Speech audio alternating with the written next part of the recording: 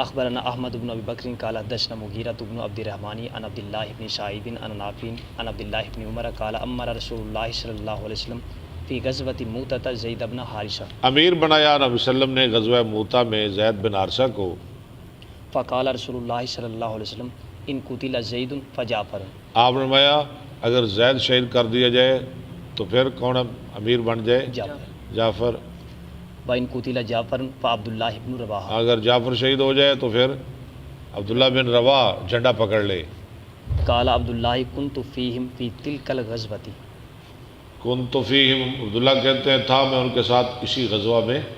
فالتمسنا جعفر ابن ابی طالب فوجدناہ فی القتل، ہم نے تلاش کیا جعفر بن ابی طالب کو تو ہم نے ان کو پایا شہیدوں کے اندر قتلہ، فوجدنا ما فی جسدہ بضعا وتسعین اور ہم نے پائے ان کے جسم کے اندر 90 زخم.